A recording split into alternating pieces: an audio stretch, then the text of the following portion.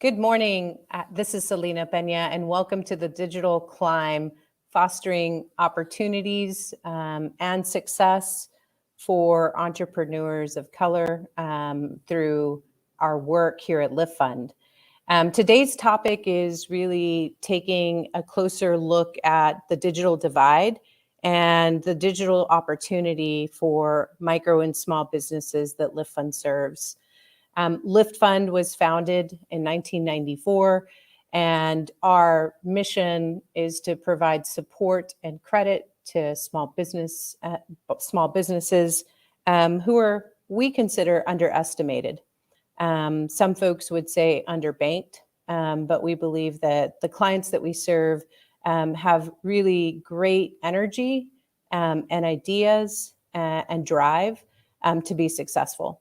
Today's topic is looking at what we believe is critical as it relates to creating infrastructure from a digital perspective, which is not only a topic of constant conversation due to the pandemic, but it's also how do we get involved and advocate to ensure that there's access to facilities, to strong bandwidth and internet, and that the cost is not overly burdensome. And then we also have really a voice from small business joining us today. My panelists are phenomenal. I am going to introduce them today, and they are going to share some amazing knowledge and some resources and hopefully some hyperlinks that you can learn more about the work that they do. And then maybe even Kela can bring us home with how to keep our skins beautiful during the holidays. So my first guest that I'm going to have join us is Jordana Barton. Jordana Barton is with Methodist Healthcare Ministries, a great colleague and friend who has really turned the eye in understanding and sharing the importance of infrastructure as it relates to digital access. Jordana, thank you so much for being with us today. It's such an honor to have you with us, and I know we're going to talk more as I bring folks in. Would you like to say hi? Hi, it's so great to be with LiftFund. Of course, you know that I cut my teeth in community development and entrepreneurship, working with what was then Acción Texas, now LiftFund. And so I'm forever grateful for that wonderful, experience that really shaped the course of my life from then on in working with entrepreneurs in that way. Awesome. Thank you so much for taking time out of your busy schedule to join us. And the next person we have is Marina Aldrete Gavito. She is with essaydigitalconnects, the new executive director and president. So thank you, Marina, for joining us today. She will be a great voice to have. She's got some significant experience relating to activating those who have the ability and the bandwidth and the power to open up technology for all, right? Marina, please feel free to say hi and introduce yourself as well. Yes, thank you so much. Thank you to you, Celina, and to LiftFund for having me today. I'm so excited about our conversation and really kind of taking all the talk that we've talked about the digital divide and making action out of it. So thanks for having it. I'm looking forward to the discussion. Great, thanks, Marina. Next, we have I'm a big fan, but we have Kela Nabors with Organically Bath and Beauty. Kela, thanks so much for joining us. I can tell you all, we have journeyed with Kela, not only as a client, but as an ambassador of LiftFund. And it's so great to have you with us today. It's wonderful to be here today. Thank you so much, Celina. It's been awesome being a client of LiftFund and also just collaborating on so many different projects. But I'm really happy about this conversation today and about, just expanding how small businesses use digital, go digital. And so awesome. Awesome. Thanks. So today's conversation, some folks may say, why would LiftFund do this? And I've brought some experts because LiftFund isn't an expert, but we know what we see to be true, and that's that everyone knows the economy has evolved. And with the economy evolving, we also know the importance of being connected. And Jordana has been working in this field now for 3 years. Is it 3 or 4 years, specifically on digital connects? And so, Jordana, can you please help us and provide context around, we used to think infrastructure were roads and bridges, right? What is that going to help us with? But now broadband and digital access are just as important. In urban and rural areas, there is really no, everyone needs it, right? Could you give us some important elements or takeaways as it relates to the challenges of infrastructure and how things are improving or not improving, and specifically serving emerging communities, whether that be low income in urban or rural, or if it's veterans, women, families, and I know education plays a huge role in it too. Yeah, no, thank you. I think that's the question of the day, because a broadband, fiber networks are the highways and roads of the digital economy. And that is how commerce is done. And that is how to grow entrepreneurship in our communities. And so LiftFund has worked since its inception to help bring access to credit and capital to low-income communities, to entrepreneurs, to people of color, women, very strong, and veterans.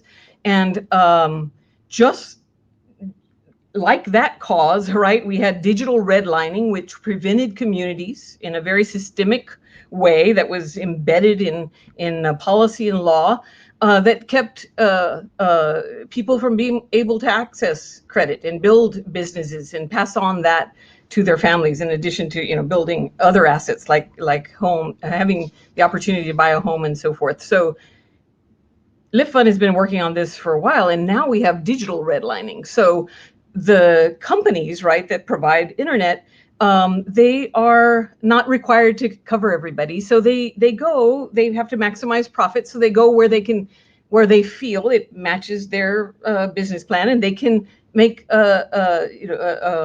maximize return on investment. So what we have in this country is now the same, like when I overlay the map of digital redlining with the map of digital inclusion, for example, in San Antonio, Dallas, all across the region of Methodist Healthcare Ministries, it's the same map.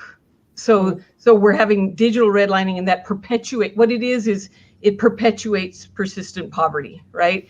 And on the alternative, if we close the digital divide, we can promote a cycle of a virtuous cycle, right? Of being able to pass on wealth and assets, being able to encourage entrepreneurial activity in low and moderate income neighborhoods, to provide jobs, of course, incredible career and innovation in our country, right? Like you said at the beginning, I think that is essential, is that we are underestimating and not investing in our human capital. And when you leave out whole neighborhoods, whole groups of people of color, women,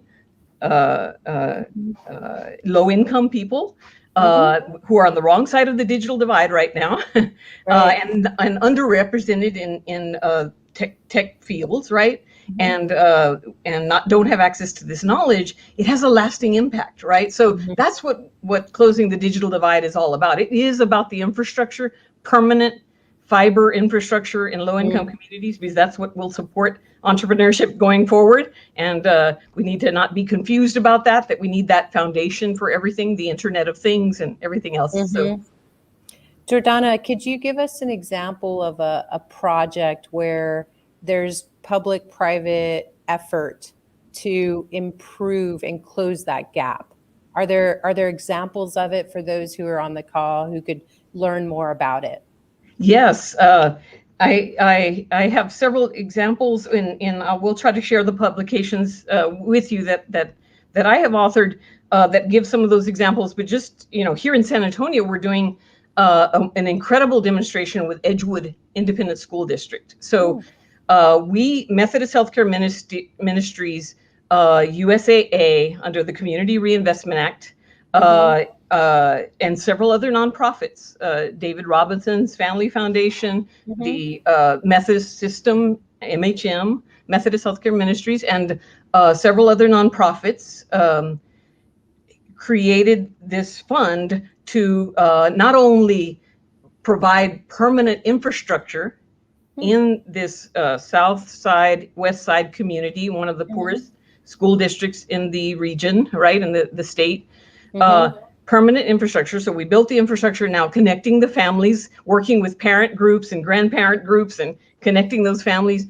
We're also doing hand-in-hand training of the very students in those schools, Memorial, Gus Garcia, Memorial High School, Gus Garcia Middle School, and preparing them. They're getting their IT certification, and they're running the help desk for these families. And they're going to run it for the whole town. So they're getting paid jobs, right? $15 an hour minimum to be able to run the help desk, get their IT certification, and learn all the important things: coding, computer programming, ethics. We can't leave out ethics in technology, right? And security and all of that, right? So we have that project. We also have a project in Brownsville, Texas, working hand in hand with the city of Brownsville. That's building its middle mile network and has chosen. When we meet with communities, we present all the options they have to close the digital divide and invest in their infrastructure. They chose a public-private partnership model, so they're building their middle mile infrastructure, and an ISP, probably one of LiftFund's clients, they're small CLECs or co-ops and so forth that are going to be applying to be able to do the last mile and provide the service. That way the city can provide an asset. That way the company doesn't have that CapEx expense. They can provide at a low rate that's appropriate for the family household balance sheets of those neighborhoods in Brownsville, a rate for access to the internet, whether it be $10, $5, whatever it is, right? So that way you have high-speed gigabit internet for these families and entrepreneurs. And we know many of our entrepreneurs start in home-based businesses, so they need that gigabit speed for everything they need to do with e-commerce and beyond. And that's in Brownsville, you said? Yes, Brownsville. They're already breaking ground, and they started right. Marina would agree. She's promoting, making a plan, a digital inclusion plan, and she's leading our effort in San Antonio. So. Thank you, Jordana. Marina, just kicking it over to you as it relates to your role and the role of SA Digital Connects. Could you tell us a little bit about it and some of the initiatives and really the why? Why does a community need something called SA Digital Connects? And are there more of you out in the US as well? Yeah, thank you. I think it was a great segue to what Jordana has led with. SA Digital Connects is a public-private community collaboration. And we're intentional on saying that because, we have the private sector involvement really championing this issue and also saying, hey, we need to address the digital divide in San Antonio. We have our public sector, the city and the county saying, yes, this is a great plan to solve it. And then we have community organizations. We've solicited the input of over 140 community organizations to say, how do we tackle this longstanding issue together? Right now, around 20% of San Antonio and Bexar County residents don't have access to the internet.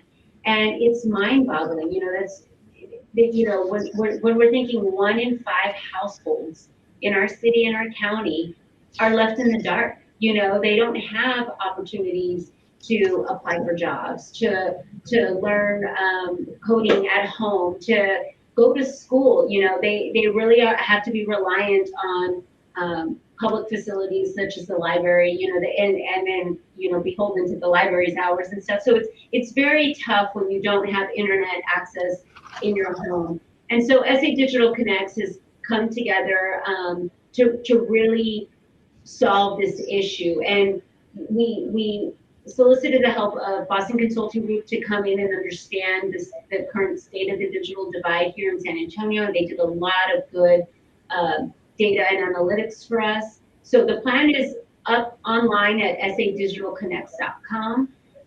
Now, the second and third thing that we're doing is really advocating to our city and our county elected officials to say, hey, you all have told us this is a priority for y'all.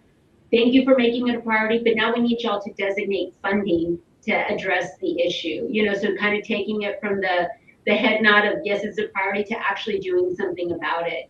And then the third thing that we're doing is we're going to be tracking our progress as a city and a county, as a community, showing how do we get from 1 in 5 households left in the dark to 1 in 10 to 1 in 20, showing and being very transparent with how our elected officials, again, are not only prioritizing this, but designating funding, if they are or they're not, you know, and making sure that we as a community are holding them accountable. So again, SA Digital Connects is at essaydigitalconnects.com. Our 3 key functions are to create the plan to solve the digital divide here in our city and our county. So we've done that, to advocate, and then to track our community's progress. Marina, just to follow up on that, in terms of what are the consequences of that number, right? So 1 out of 5, like what does that mean from the perspective of economic development or even just family's health, right? Could you talk a little bit about that?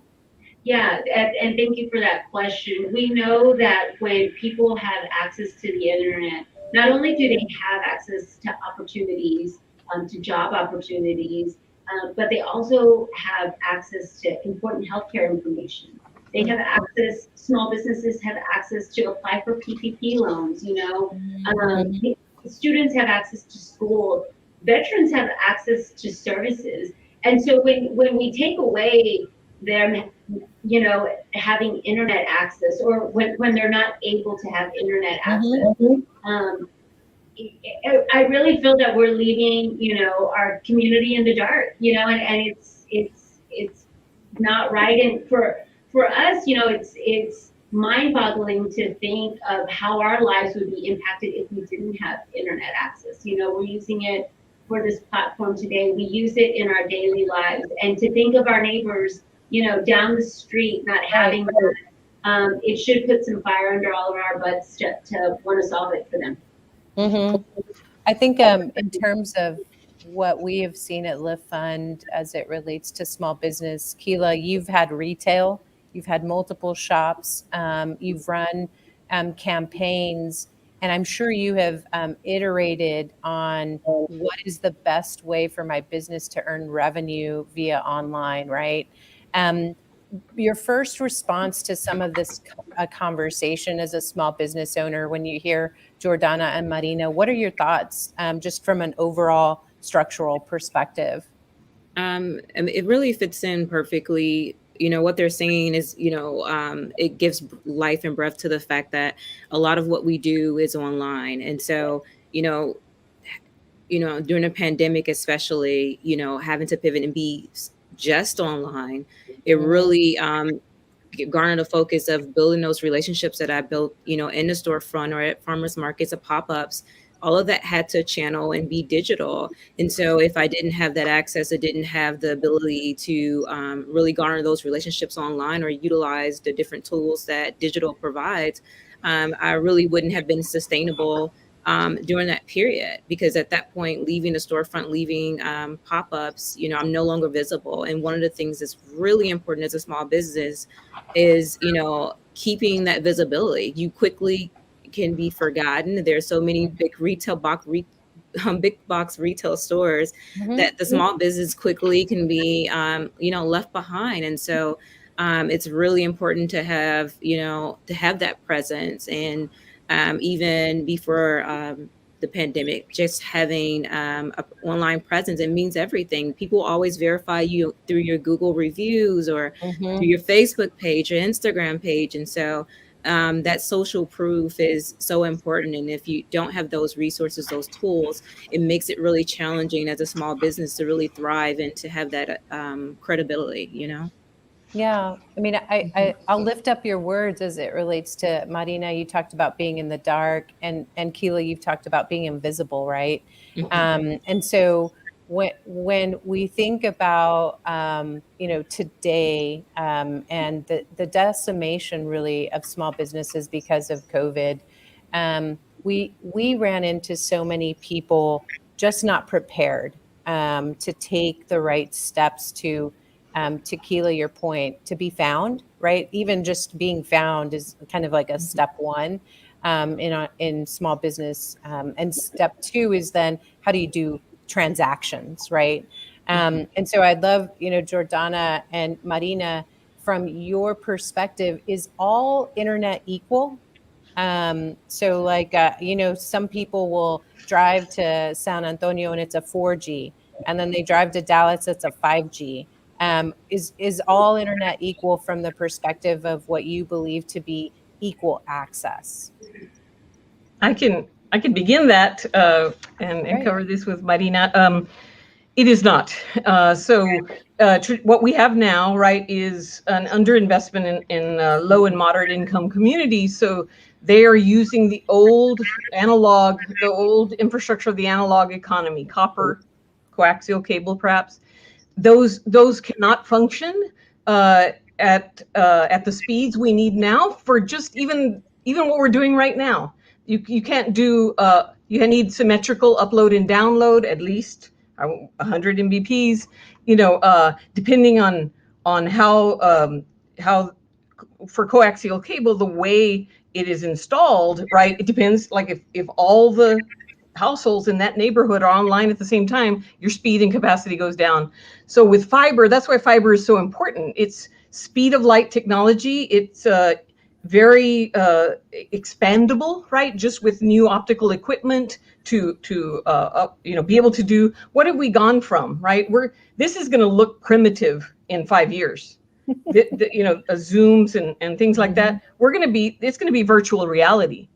Can you imagine the gigabits you need for virtual reality? But people are going to need that. They're going to, I'm going to be there with you, my hologram, right. present, and it's going to be needed for medicine. Think of LiftFund has been critical in helping develop the healthcare industry, right? A lot of innovations from some of your entrepreneurs. And healthcare in 2018, at the advent of the fourth industrial revolution, became the biggest creator of jobs in our economy. Right.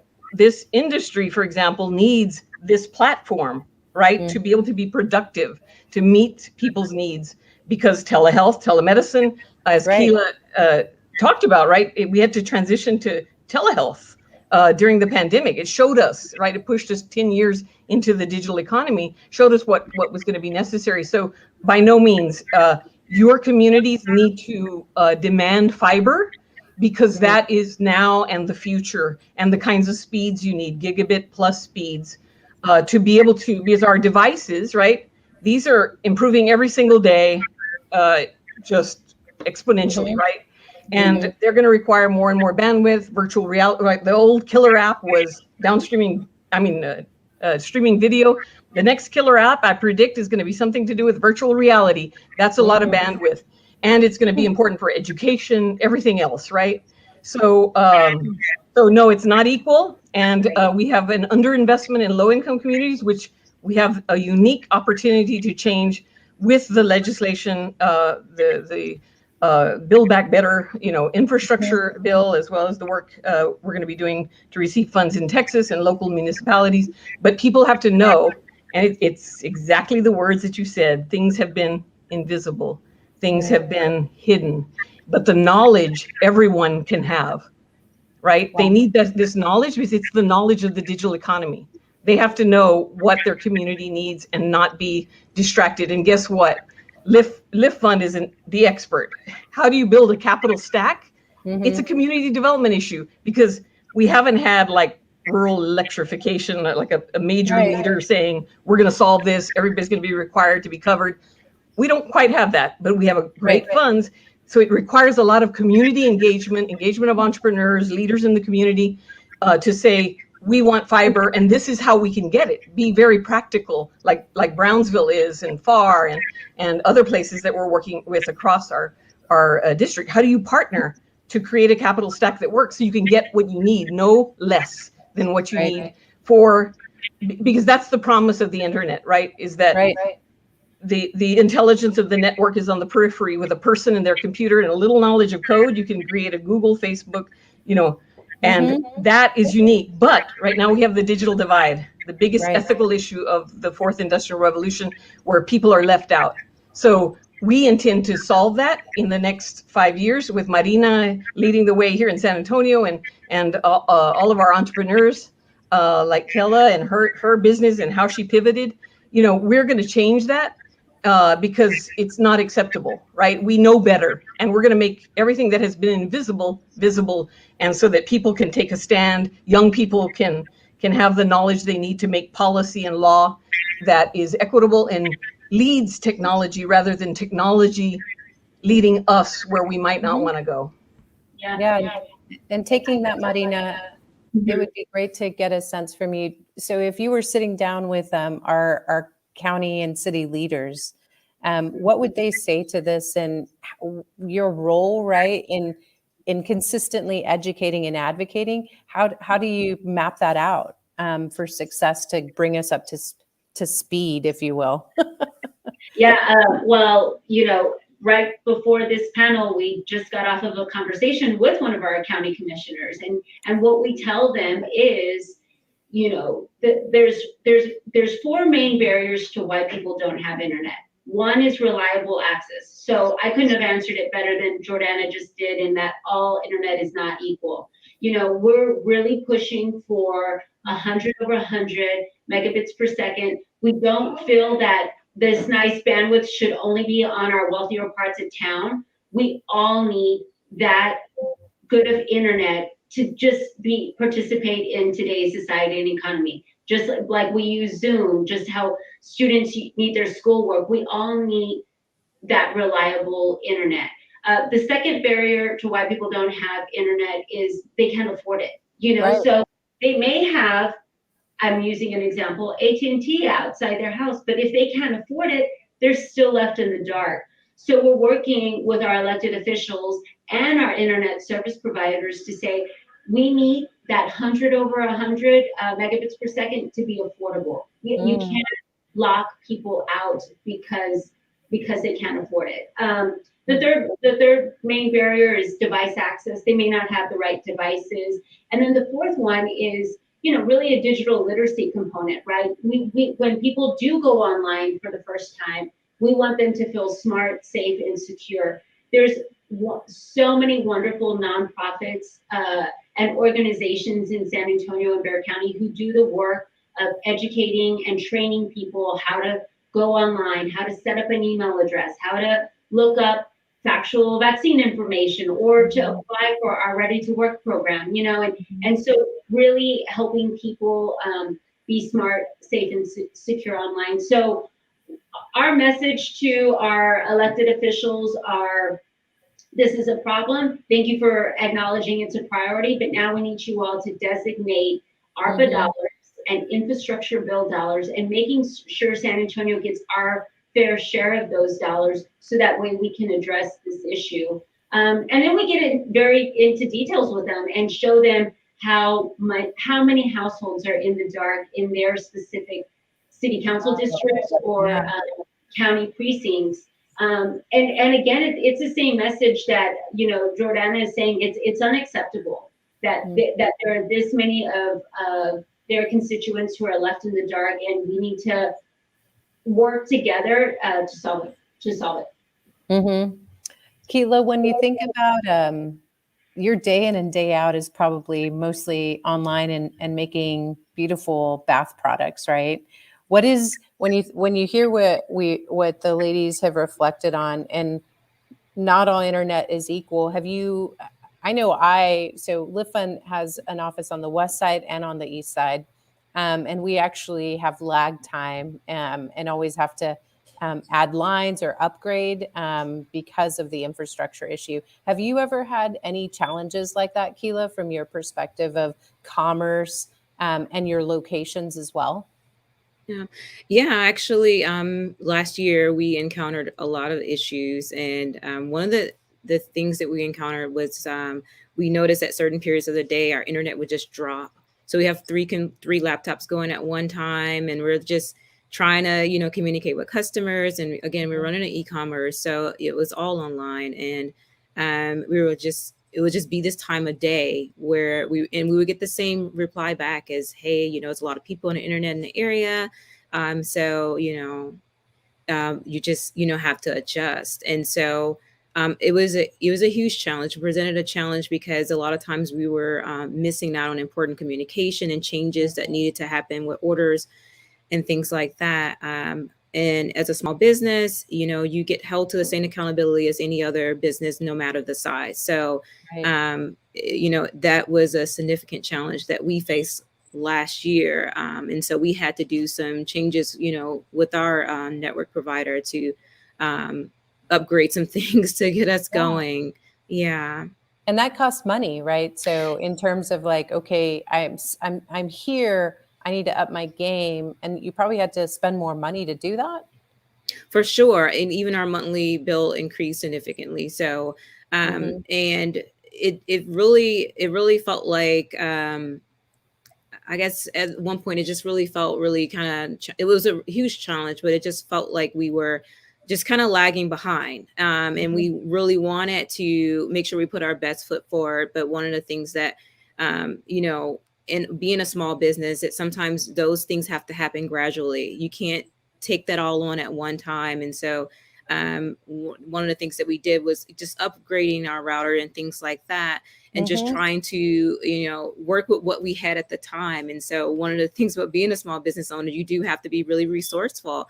And so it was something, most definitely, I will say that is not something that happened immediately. It was not something we could implement right away, but it was something that we knew, okay, over a course of period of time that we got this going. But that Mhm. was surely a band-aid fix was adding extra routers and things like that. But yeah, it was a huge challenge at the time.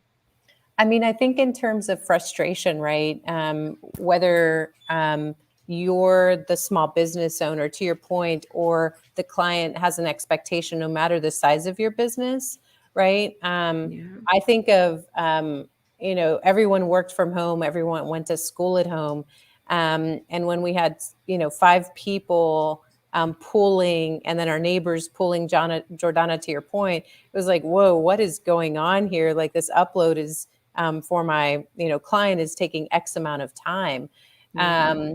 And some people would say that's first world problems, right? But at the same time, Marina, to your point, there's definitely a spectrum of pain points, right? And some are feeling it a lot more than others, because there's those who don't have it, and there's those who do have it. But it sounds like there's some that this, not all is equal, so some are actually having poor quality. Is that true?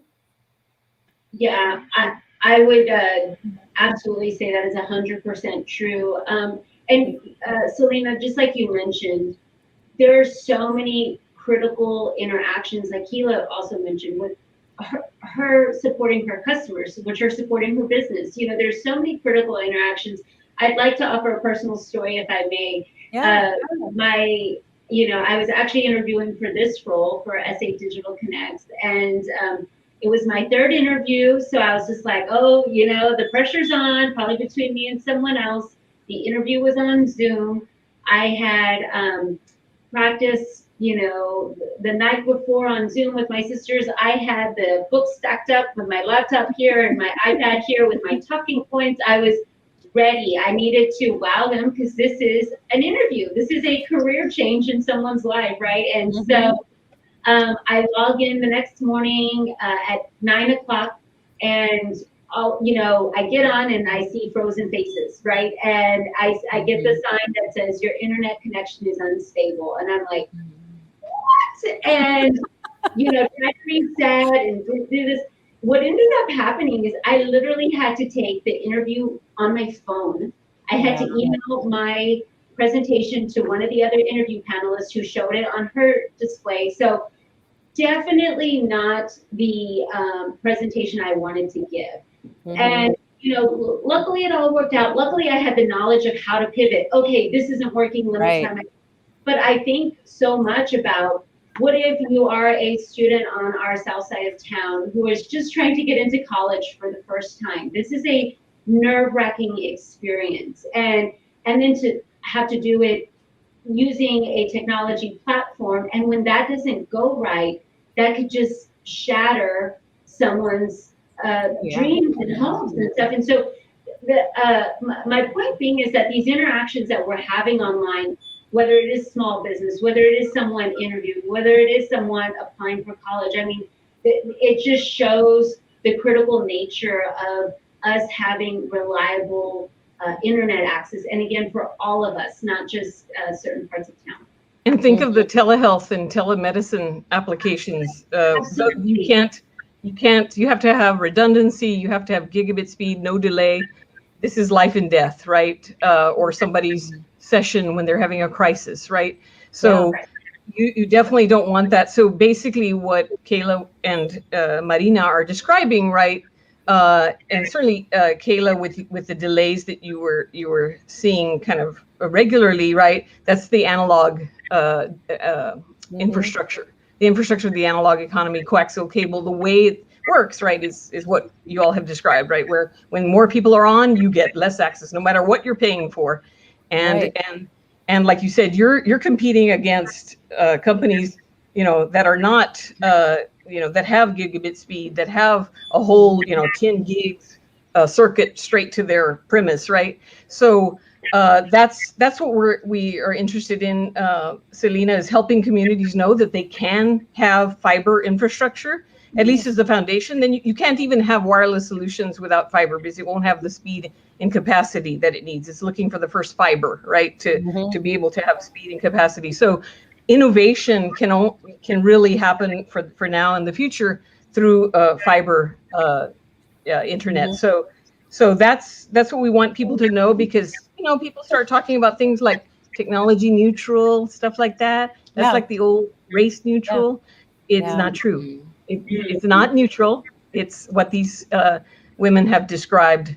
So it's interesting in terms of like when we think of applications like WhatsApp, right? In the global economy, right? Or Cash Pal, or the Cash App, that it actually tries to use less connectivity to do some of the things, the interactions, Marina, that you're talking about, right? And it's almost like they were created so that folks could stay connected with minimum bandwidth. But what I hear you all saying is, no, we should be demanding better bandwidth. Those are great apps, but everyone should have the full spectrum. And I think that should be, something that we take to heart, but also to your point, Marina, it's like be ambassadors for, right? And not take it for granted that we have it, but that all should have it. And I do think one of the things that I've heard and we've all kind of paid attention to is this notion of security. So I'm going to shift gears as it relates to, we've talked about bandwidth, and I would love to, I take a quarterly cybersecurity class to make sure I'm compliant with our protocols here at LiftFund. But it's a real deal. And there are some bad actors out there. And I'm wondering, Kela, I'm not sure if you've ever experienced cybersecurity issues or challenges or fraud, but those are real things. And I'm wondering if maybe we start with Kela and then Marina and then Jordana, like what should we be thinking about as it relates to access, and then also this notion around fraud and security issues through the internet? Yeah, well, that's really important, especially for our company. We're dealing with billing information and things like that. We have subscriptions. And so, some of the things that we do is we use an encryption with everything. And, you know, even our employees, they can't see, you know, any back end information and stuff like that. And so we invest in infrastructure behind our platform that we use. We use Shopify, and Okay. so which is really secure and awesome. But we also have other, you know, applications in place to blanket that system as well to protect our customers and our information. Before, we haven't had any breaches of fraud or any information breached or anything like that. And I'm really fortunate because I know that can be really devastating, especially for, you know, any size business, honestly. Right. And so, So that's one of the. you were cognizant and you said, I need to do this, right? Like this needs to happen. Yes, I mean, I think I had a trainee some time ago, I think through Frost Bank. And so, and then we trained with I think he had some kind of FBI background, but it was all about security. And so at that time, he really brought some really important things. So, I mean, even like the cameras on our computers, just everything that we do has been really informed by that information. But there were things that I had not thought of before we went totally online that, you know, I had implemented, you know, after having that training and that discussion about, you know, different ways that people find, you know, their way into your systems. And so we've, again, been really, really fortunate. But I know when we went home, that was my main concern, that we left. We went, you know, had to go home and we had to use home internet and stuff like that. And, you know, we went through the whole unreliable thing with that too, 6 kids at home and everyone's online for school. So, you know, we really, you know, have to beef it up there too, as well at home. And so, but, you know, I guess I took for granted the fact of even my personal information. I was so thinking about my customers and, you know, providing a basis of protection here. Right. But even at home, and I think that, you know, it may seem readily apparent that we need to protect ourselves, but there's some information that really gets lost and we don't understand the whole of the internet and how the information is left out there to be found and discovered and really tapped into by someone that could commit fraud. And so that's one thing for me as a small business owner is I'm really cognizant of, just because I'm always searching, making sure nothing is out of place. And you do have to have that kind of eyes on every element of your business, because, you know, you need to be the seeing all of everything, honestly. That's right. Yeah. Yeah. Marina? The one thing I would offer too is, you know, I come from working at Rackspace in USA, so being safe online, it's drilled into our minds and on our training. So I know how important it is to be smart and safe online. Some of the funding that we're at Essay Digital Connects is advocating for goes to just that, to digital literacy, because again, we want to make sure that when people do go online, that they're smart, safe, and secure. One story I was actually just mentioning to our county commissioner is, you know, I live in the Woodlawn Lake neighborhood, and you know, we have our attending a neighborhood meeting, and we have one of our community police officers come and they talk about the top crime in the area, you know, just typical neighborhood stuff. And he was saying that he's getting more calls on older adults who are saying, well, my niece reached out to me and she was in trouble, and so I sent him this money, and the police officer is saying, you know, that he feels helpless, he can't do anything, but then the police are seeing more and more of these calls, which is highlights the problem, but also highlights why we do need to designate funding so that, again, all of these wonderful nonprofits and organizations can help train people on how to stay smart and secure. Because imagine if you're an older adult and all of a sudden you do get a chance to go online, maybe you don't know how to set up an email address, like, and maybe you don't know hackers attempts versus not, and you know, and all of a sudden your Facebook account gets hacked into and you don't know what to do, and it's a scary thing, and so we need you know, all of our everyday citizens to have that, to be armed with that knowledge as well. Jordana? Yeah, I mean, the knowledge of the digital economy, that it has to go hand in hand, digital skills training, certainly as we're talking about for individuals, right? And we have, luckily in San Antonio, we have Older Adults Technology Services, OATS, and Senior Planet that does this training, and others, right, that we can invest in so they can reach people and have people be strong, safe, and secure, as Marina has noted. That is so critical. It's critical for young people. Look at what has won out with technological innovation so far. It's something that you see now on the news all the time. The impact on children and young people and girls of the internet applications like Facebook and Instagram and others, TikTok, and how, I mean, everything has been based on maximizing profits. So keeping kids on for as long as you can, not concerned about their well-being, right? Right. So it involves, our digital skills training has to involve, information technology, basic and advanced digital skills all the way up to coding and computer programming, certainly for those platforms. But they also need this safety and security. We have to be very intentional about it. It's not just going to happen.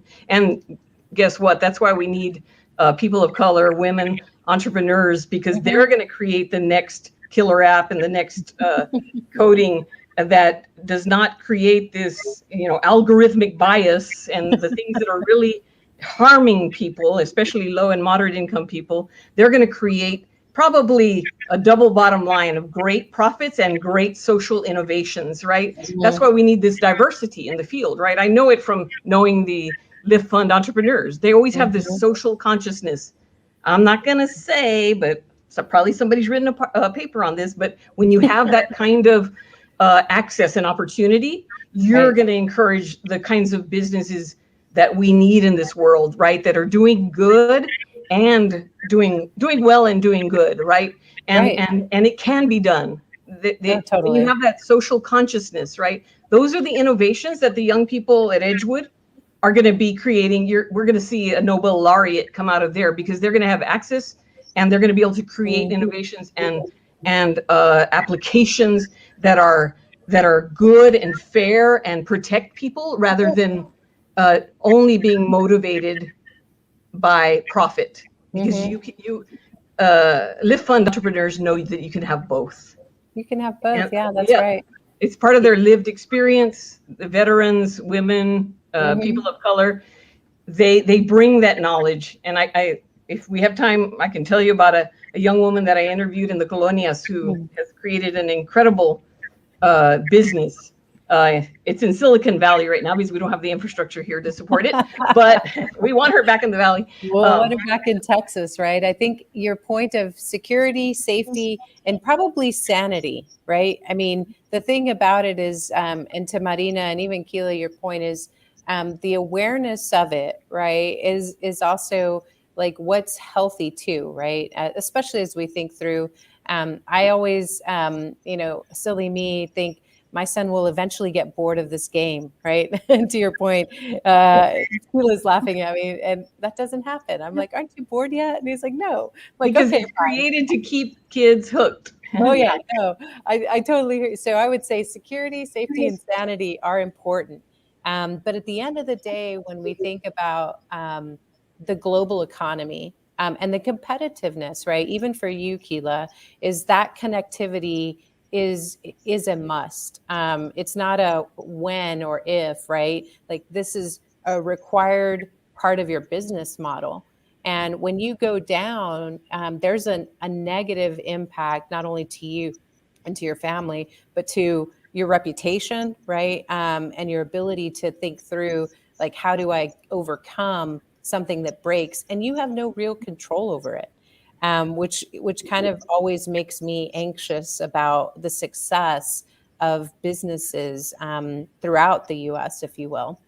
In terms of the future, I'm going to pivot over now to what I would love for you all to share with me is if you had a magic wand, and we are now in 2029, just about to hit 2030. What would you want from a digital perspective? I'll start with you, Marina, and then I'll jump to Jordana and have Kela close out. I love this question. So I'll answer by first saying I will be out of a job at Essay Digital Connects. Oh. We're aiming to get everybody in San Antonio and Bexar County connected by 2025. And we intentionally set up as an unincorporated nonprofit. We don't want to be around forever.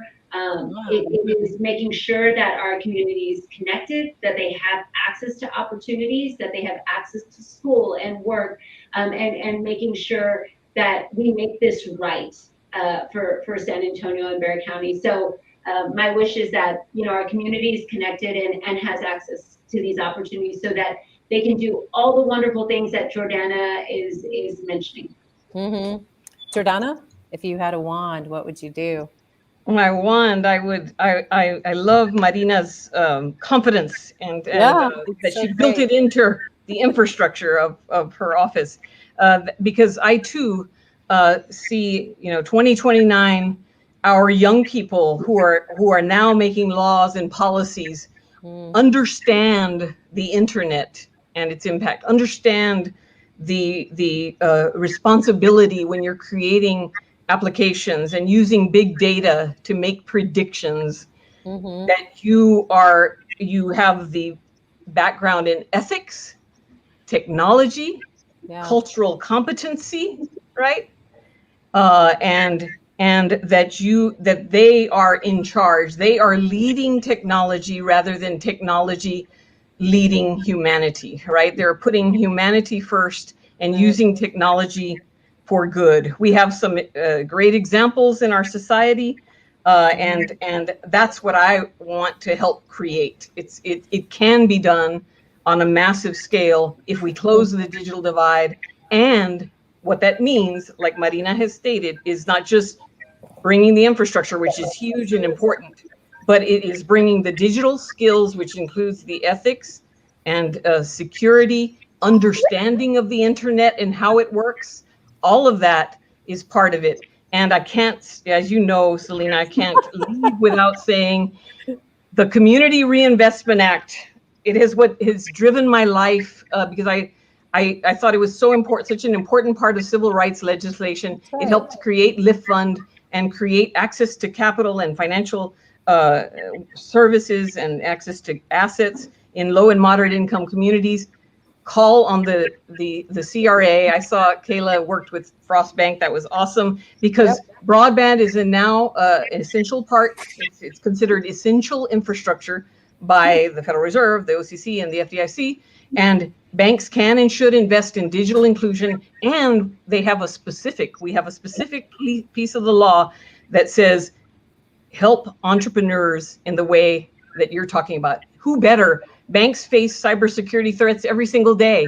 They can help train, they can help bring resources, their best consultants, and entrepreneurs to the task of meeting small business needs, right? In addition to their own needs. So, and it's going to be a way to create more access to financial services and capital and everything else, right? That low-income communities need, rather than limiting with the digital divide. So human-centric design, and I would probably say investment as well, right? Yes. Kela, you want to bring us home with your wand? I think all of those are really awesome points. And I just would expand to say, with, being an entrepreneur, I think one of the things that would be also really awesome is to use that infrastructure as well, too, to really bring home some of the key elements of, working digitally. I think that, there are some awesome sites on both Facebook and through Google that really explain like how to increase your SEO and all these different things. But I think that getting online is one thing, but being successful online is a whole different, bag. And so I think that, having more access and more information about once you throw up a website, then what do you do from there? How do you make it successful? How do you make it ensure that you're visible? Because although you have it, there are really some amazing tools out there to, that small businesses can use to really create a really successful and just visible site that garners a lot of support. with your wand, you will be a millionaire, and you can press a button that'll ship the soap quickly, right? For sure, right? Well, in my wand, first of all, I want to thank you all for joining us today. This has been a really great conversation. And the reason why we have these is to bridge entrepreneurship with very important policies and elements of community. And we have consistently done that, and as it has iterated into being on a Facebook live chat versus sitting down together in one room. But my wand would be that we don't have this conversation anymore, to your point, Marina, and that iteration also includes equitable access, no matter who's doing it. Equitable also meaning affordable, right, and safe. And I think all three of you have highlighted where you're at in life and the importance of bringing others with us in this journey to being in a better place, not only for ourselves, but also for our families and for the future. So on behalf of LiftFund, thank you all for joining us today. Really appreciate seeing you all. Make sure you go look at Organically Beauty Inc. She's got her swag right behind her. And we have put in resources on the right-hand side of the chat, including several of Jordana's comments and including essaydigitalconnects as well. So on behalf of LiftFund, thank you all for joining us. Be well. And tune in for January and February as we move forward to 2022. Be well. Thank you, Celina. Bye. Thank you. Thank you Thank all. you. Be well.